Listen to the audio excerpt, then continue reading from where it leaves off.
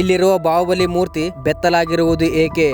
ಚಂದ್ರಗುಪ್ತ ಮೌರ್ಯ ಶ್ರವಣ ಬೆಳಗೊಳಕ್ಕೆ ಬಂದಿದ್ದೇಕೆ? ಭರತ ಮತ್ತು ಬಾಹುಬಲಿ ಸಹೋದರರ ನಡುವೆ ಯುದ್ಧ ನಡೆಯಲು ಕಾರಣವೇನು? ಒಬ್ಬ ತಾಯಿ 100 ಮಕ್ಕಳಿಗೆ ಜನ್ಮ ನೀಡಿದ್ದು ನಿಜನ ಸುಳ್ಳ? ಬಾಹುಬಲಿ ವಿಗ್ರಹ ನಿರ್ಮಿಸಿದ್ದೇಕೆ? ಈ ತರಹದ ಎಲ್ಲ ಕುತೂಹಲಕಾರಿ ಪ್ರಶ್ನೆಗಳನ್ನು ಹುಟ್ಟಿಸುವಂತ ಜಾಗಕ್ಕೆ ನಾನು ನಿಮ್ಮನ್ನ ಕರ್ಕೊಂಡು ಹೋಗ್ತಾ ಇದ್ದೀನಿ. ಬನ್ನಿ ಹೋಗೋಣ. ಶರಣರು ಎಲ್ಲರಿಗೂ. ಇವತ್ತಿನ ನಮ್ಮ ಪಯಣ ಗಂಗರ ನಾಡು, ಚೌಂಡರಾಯನ ಬೀಡು, ಶ್ರವಣ ಬೆಳಗೊಳ.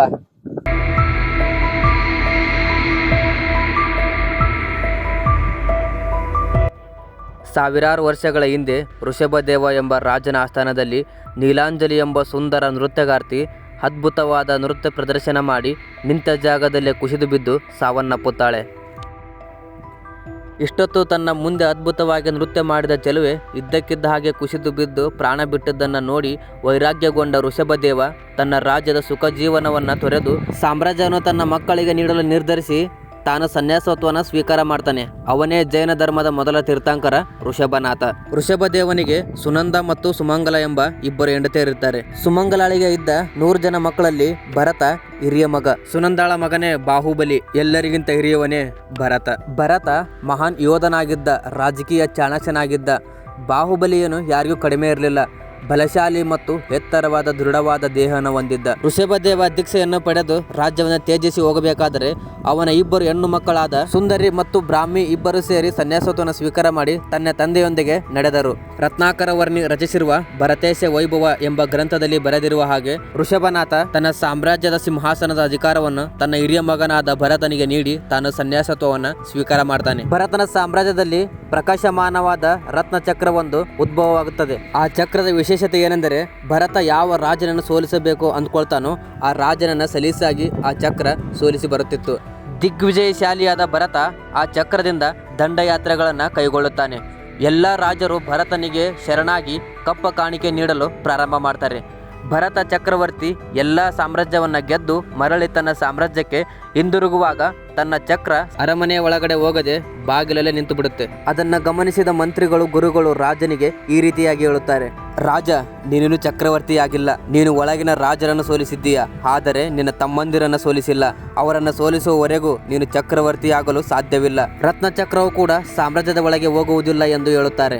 ಭರತ ತನ್ನ ತಮ್ಮಂದಿರಿಗೆ ಸಂದೇಶವನ್ನು ಕಳುಹಿಸುತ್ತಾನೆ: ನಾನು ಚಕ್ರವರ್ತಿಯಾಗಲು ಬಯಸಿದ್ದೇನೆ. ನೀವು ಬಂದು ನನಗೆ ಶರಣಾಗಿ ಸೋಲೊಪ್ಪಿಕೊಳ್ಳಿ, ಇಲ್ಲವಾದಲ್ಲಿ ಯುದ್ಧವನ್ನು ಎದುರಿಸಿ ಅಂತ ಹೇಳ್ತಾನೆ.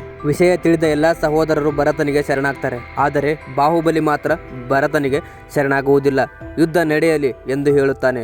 ಯುದ್ಧ ರಣರಂಗದಲ್ಲಿ ಅಜಾನುಭಾವುಗಳಾದ ಬಾಹುಬಲಿ ಮತ್ತು ಭರತನ ನಡುವೆ ಆಯುಧಗಳನ್ನು ಬಳಸದೆ 3 ಸ್ಪರ್ಧೆಗಳನ್ನು ನಡೆಸಲಾಗುತ್ತದೆ. ಮೊದಲನೆಯದ್ದು ದೃಷ್ಟಿ ಯುದ್ಧ, ಎರಡನೆಯದ್ದು ಜಲಯುದ್ಧ, ಮೂರನೆಯದ್ದು ಮಲ್ಲಯುದ್ಧ. ಈ ಸ್ಪರ್ಧೆಗಳಲ್ಲಿ ಗೆದ್ದವರೇ ಜಯಶಾಲಿಗಳಾಗಿರುತ್ತಾರೆ. ದೃಷ್ಟಿ ಯುದ್ಧ ಎಂದರೆ ಇಬ್ಬರು ಸ್ಪರ್ಧಿಗಳು ಪರಸ್ಪರವಾಗಿ ಒಬ್ಬರನ್ನೊಬ್ಬರು ಕಣ್ಣು ಮಿಟಿಕಿಸದೆ ನೋಡುವುದು. ಈ ಯುದ್ಧದಲ್ಲಿ ಬಾಹುಬಲಿ ಜಯಶಾಲಿಯಾಗ್ತಾನೆ. ಎರಡನೇ ಯುದ್ಧ ಜಲಯುದ್ಧ. ಜಲಯುದ್ಧ ಎಂದರೆ ನೀರಿನಲ್ಲಿ ನಿಂತ ಇಬ್ಬರು ಸ್ಪರ್ಧಿಗಳು ಪರಸ್ಪರವಾಗಿ ನೀರನ್ನು ಎದುರಾಳಿಯ ಮುಖಕ್ಕೆ ಎರಚುವುದು. ಇದರಲ್ಲಿ ಕೂಡ ಭರತ ಸೋತು ಹೋಗುತ್ತಾನೆ. ಕೊನೆಯದಾಗಿ ಮಲ್ಲಯುದ್ಧ.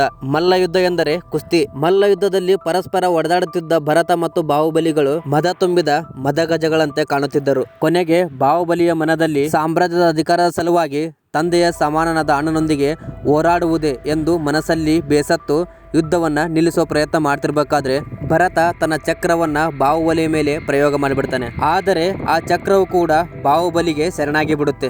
ಇದನ್ನು ನೋಡಿದ ಭರತ ಸಾಮ್ರಾಜ್ಯಕ್ಕಾಗಿ ಸ್ವಂತ ತಮ್ಮಂದಿರನ್ನೇ ದೂರ ಮಾಡಿದೆ ಎಂದು ದುಃಖಿಸುವಾಗ ಬಾಹುಬಲಿ ಎಲ್ಲಾ ಸಾಮ್ರಾಜ್ಯವನ್ನ ಭರತನಿಗೆ ಬಿಟ್ಟು ನಿರ್ವಸ್ತ್ರಧಾರಿಯಾಗಿ ಸನ್ಯಾಸವನ್ನ ಸ್ವೀಕಾರ ಮಾಡ್ತಾನೆ. ಅಂದಿನಿಂದ ನಾವು ಜೈನ ಧರ್ಮದಲ್ಲಿ ಶ್ವೇತಾಂಬರ ಮತ್ತು ದಿಗಂಬರ ಎಂಬ 2 ಪಂಗಡಗಳನ್ನ ನೋಡಬಹುದು. ಮೌರ್ಯ ಸಾಮ್ರಾಜ್ಯದ ಸಂಸ್ಥಾಪಕ ಚಂದ್ರಗುಪ್ತ ಮೌರ್ಯ ಭದ್ರ ಬಾಹುವಿನ ಆದೇಶದ ಮೇರೆಗೆ ಈ ಶ್ರವಣ ಬೆಳಗೊಳಕ್ಕೆ ಬಂದು ಸಲ್ಲೇಖನ ವ್ರತ ಮಾಡಿ ಮರಣ ಹೊಂದುತ್ತಾನೆ. 9ನೇ ಶತಮಾನದ ಆಸುಪಾಸಿನಲ್ಲಿ ಗಂಗರ ಅರಸ ರಾಚಮ್ಮಲನ ಸೇನಾಧಿಪತಿ ಆದಂತಹ ಚಾವುಂಡರಾಯ ಶ್ರವಣ ಬೆಳಗೊಳದಲ್ಲಿ ಗೊಮ್ಮಟೇಶ್ವರನ ವಿಗ್ರಹವನ್ನ ನಿರ್ಮಾಣ ಮಾಡ್ತಾನೆ. ಇದು 58 ಅಡಿ ಎತ್ತರವಾಗಿದೆ. ಈ ಬಾಹುಬಲಿ ವಿಗ್ರಹವನ್ನ ಭಾರತದ ಎತ್ತರವಾದ ಏಕಶಿಲಾ ವಿಗ್ರಹ ಎಂದು ಪರಿಗಣಿಸಲಾಗಿದೆ. ಈ ಬಾಹುಬಲಿ ಮೂರ್ತಿಗೆ ಪ್ರತಿ 12 ವರ್ಷಗಳಿಗೊಮ್ಮೆ ಮಹಾಮಸ್ತಾಭಿಷೇಕ ಪೂಜೆ ನಡೆಸಲಾಗುತ್ತದೆ. ಇಲ್ಲಿನ ದೇವಸ್ಥಾನ, ಕಟ್ಟಡ, ಪುಷ್ಕರ, ಬಾವಿಗಳು, ಶಾಸನಗಳೆಲ್ಲವನ್ನು ನೋಡಿದಾಗ ಗಂಗರ ಕಾಲದ ಆಡಳಿತ ಹೇಗಿತ್ತು ಎಂಬುದನ್ನು ನಾವು ಊಹಿಸಿಕೊಳ್ಳಬಹುದು. ಚಾನಲ್ನ ಸಬ್ಸ್ಕ್ರೈಬ್ ಮಾಡ್ಕೊರಿ. ವಿಡಿಯೋ ಇಷ್ಟ ಆಗೈತೆ ಅಂದ್ರೆ ಲೈಕ್ ಮಾಡಿರಿ, ಇಲ್ಲಾಂದ್ರೆ ಡಿಸ್ಲೈಕ್ ಮಾಡಿರಿ. ಮುಂದಿನ ವಿಡಿಯೋದಾಗ ಸಿಗ್ತೀನಂತ. ಅಲ್ಲಿ ತನಕ ನನ್ನ ಮಿಸ್ ಮಾಡ್ಕೊಳ್ತಾನೆ ಇರಿ.